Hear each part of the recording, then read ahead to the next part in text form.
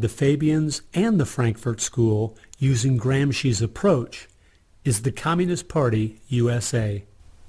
Probably the most important book on this subject is called Towards Soviet America by William Z. Foster. William Z. Foster was the head of the Communist Party himself. He ran for the President of the United States in 1932, but in the book Towards Soviet America, he literally lays out chapter by chapter by chapter what is entailed to bring about a USSA, not just a USSR. Two of the movements they started in America have played a significant role in tearing apart our families, in breaking down our morality.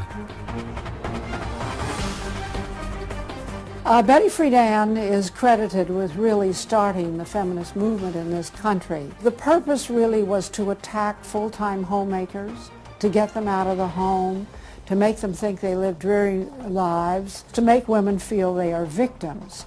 It's the science of victimology. And that is so unfortunate, because the American woman is the most fortunate class of people who ever lived on the face of the earth.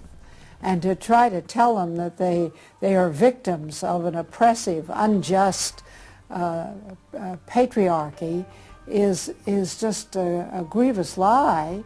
But unfortunately, they are teaching young women that and have been doing it for many years. While Betty Friedan was pushing her book, Feminine Mystique, she implied that she was coming from the point of being a frustrated housewife herself and just wanted to be a help to other women. But later in the 1990s it came out she was in fact a radical propagandist for the Communist Party and a staunch supporter of Stalin. So when she had described the American family as, quote, a comfortable concentration camp, unquote, it wasn't because of her experience at home. It was because she was just doing her part to dismantle our families. I'm a student of communism, and the communists set up various groups and various societies. Their society that they set up to promote homosexuality in this country was called the Mattachine Society. It was founded by Henry Hay, a leading member of the Communist Party. So since I was studying communism and teaching on the issue of communism, you just follow leads, and all of a sudden you realize, what is this Mattachine? I've never heard of this Mattachine Society. Well, it was Henry Hay's organization set up to infiltrate the culture of the United States to make homosexuality normal. It's always been a movement dominated by the left. It's all these so-called isms. You'll find there's a communist or a socialist behind every one of them, and you'll always see their targets. It's basically the traditional family unit. The war is still against the family. If you go back to the Communist Manifesto and read Karl Marx carefully, the war is against what they called the bourgeois family, which was really the biblical family, father, mother, and child. They want to plow through marriage. They want to change the very definition and meaning of marriage, because their open door to engineering society in this utopian way is blocked by the very values of our Christian civilization that's taught through marriage. And so the left just has got to destroy the family, because if there's any one thing that will prevent the left from carrying out its agenda, it's healthy and strong nuclear families.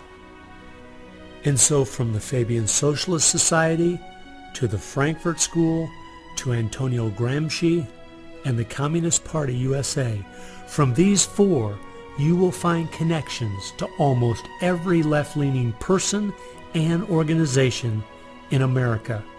Their influence has been incredible.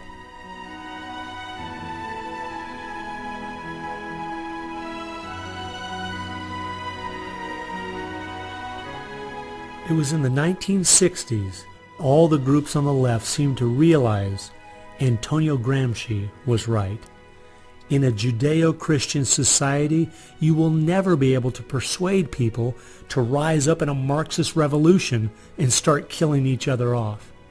The only way to take the culture down is through penetrating the institutions of influence to change the people from within.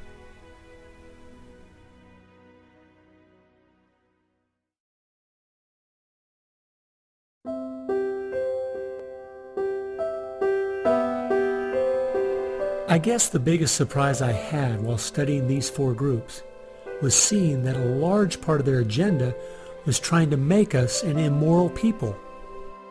The communists knew in the 1930s and since that time, and the leftists know today, that if you can break down the cultural traditions, the basic rules of morality, then it's much easier to move people in different directions that are counter to the good of society.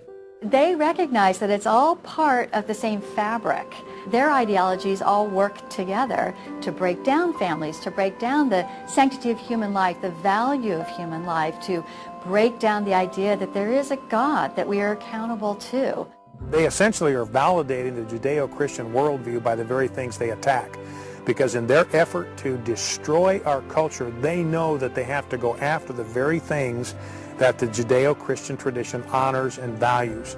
Morality, belief in God, faith, the importance of family, the sanctity of life, the sanctity of marriage. It's amazing our enemies could see our morality was our greatest strength, and yet so many Americans don't seem to get it. Morality is simply having the character to do what you should do instead of what you have the freedom to do. And that's the only way freedom works. A people cannot be given freedom without morality, or they will self-destruct. And that's what we see happening in America today. The bottom line is freedom and free enterprise are simply fruit on the tree of morality. Our founding fathers clearly understood this principle, and so do our enemies.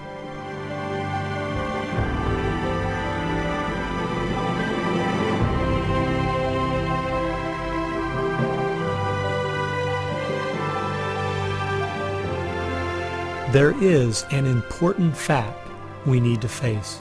If we had Ronald Reagan as president, low taxes, and a strong national defense, the ship certainly wouldn't be sinking as fast as it is now, but it would still be sinking. A booming economy doesn't take care of the major problems we face. 50% of all marriages end in divorce. 40% of all children born out of wedlock. Over 3,000 women a day aborting their babies. 19 million new cases each year of sexually transmitted diseases. Schools that teach the children everything is relative. There is no right or wrong. And the list goes on and on. I recently read in our local paper that over the last 12 months, almost 7% of all high school students in my state tried to commit suicide. Our society is falling apart, whether we want to admit it or not.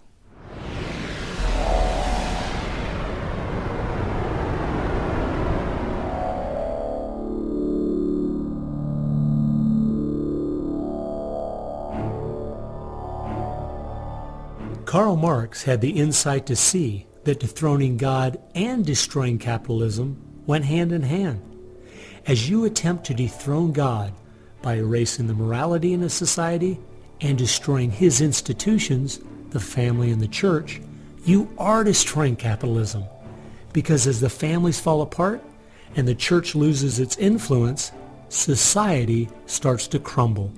And then government has to expand to pick up the pieces. The question, as Whittaker Chambers put it, was God or man? God or man? Karl Marx was an atheist. Marx's philosophy was that people existed for the benefit of the state. What Marxism did and does, and all the other isms of the modern era, is to try to dethrone God.